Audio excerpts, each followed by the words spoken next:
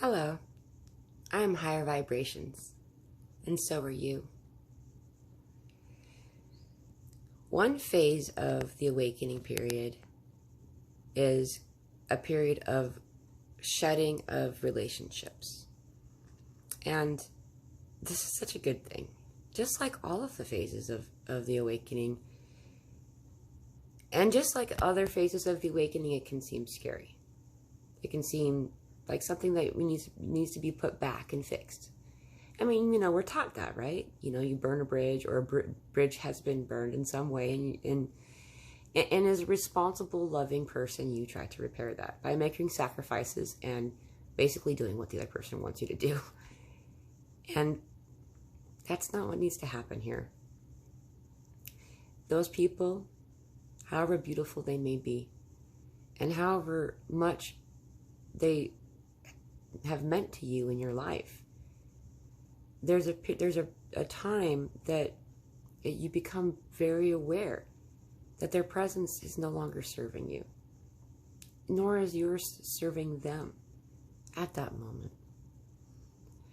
And so these relationships, they fade away. The interests change. Your understanding of this beautiful experience evolves, and maybe evolves beyond their understanding at that moment in their life. You can be a way shore for them in the future, perhaps. But for now, at this moment, it's time to say goodbye. It's kind of like living in a dilapidated house, right? You spent so much of your time in that house, upset that you were there. This horrible house. These pipes don't work. It colors my water. The floors, the floorboards are broken. The walls have holes. The ceiling is cracked. The roof is dripping. When it rains, I need pots. So on and so forth. And then it's time to move. And you're so excited. Hooray, I found a new home. It's so much better than the one I've been in. Finally, I get to leave. But there's mourning to experience of that old house. You spent a lot of time in there. You put a lot of energy and memories into that home. It may suck. It may be uncomfortable, but you know where every crack is. You have the ability to predict what's going to happen next.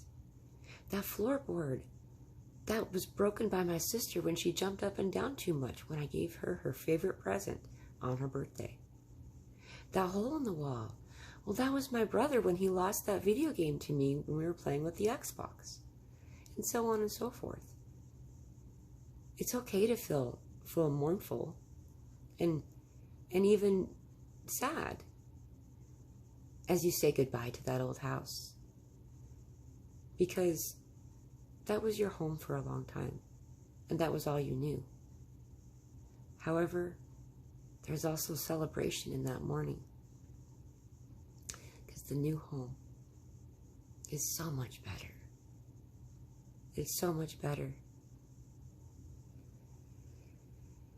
And along the way, very quickly, after perhaps a period of being in a place where you feel like you might be alone, you no longer have people to use as sounding boards for a moment, a miraculous, beautiful thing occurs.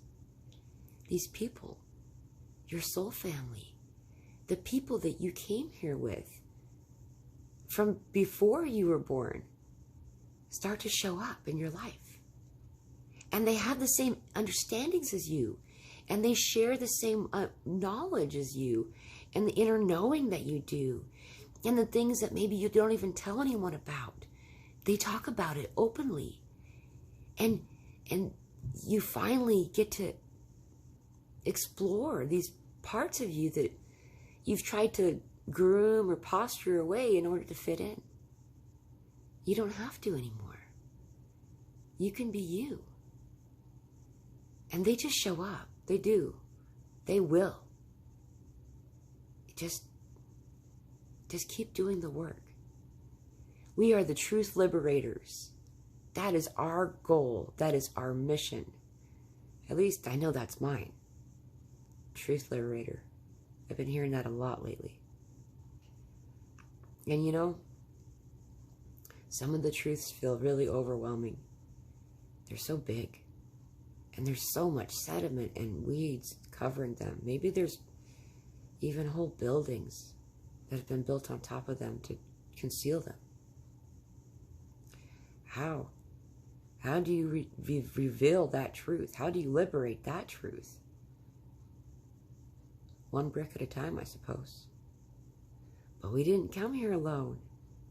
And it's not just our soul family on the ground. There's not just a ground crew. There's aerial crew. There's every direction crew. I just need to go in a place of meditation to find them, to bring them, and to ask. And I forgot, again, for a moment, that I am powerful. We are powerful. And I got lost in the distraction of the noise, because those who are losing are always the loudest. They make the biggest ruckus, trying to get you to miss swing at that next ball. And lately the noise has gotten pretty loud. But that doesn't mean that they're winning. That does not mean that anything has changed.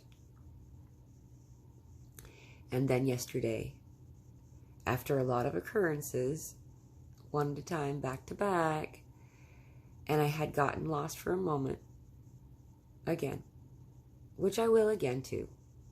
And there's no shame in that.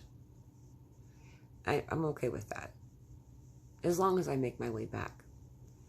And I start again tomorrow.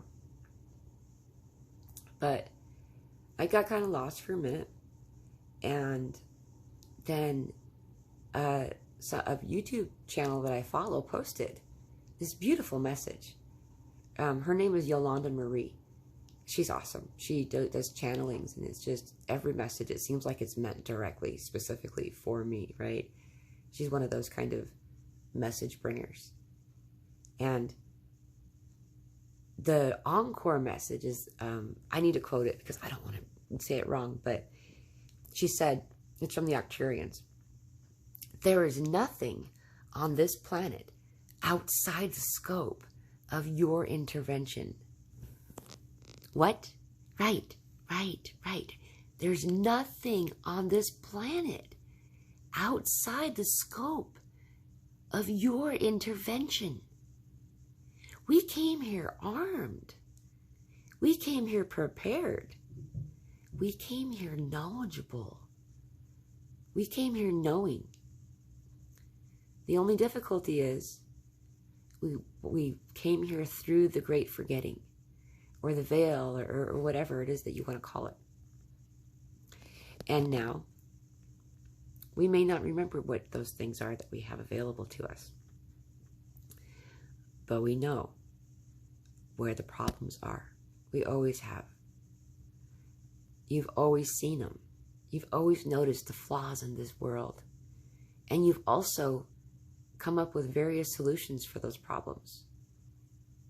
And if you're like me, that was soon followed by something like, yeah, but I'm just one person. And go back to keeping your head down. I'm done keeping my head down. I am powerful. And we are many. And it is time. I cannot wait for you to find your soul family. We're out here, just waiting. Don't give up the hope. You will know. Follow your heart. We are waiting. I hope you're having a wonderful day. I hope blessings.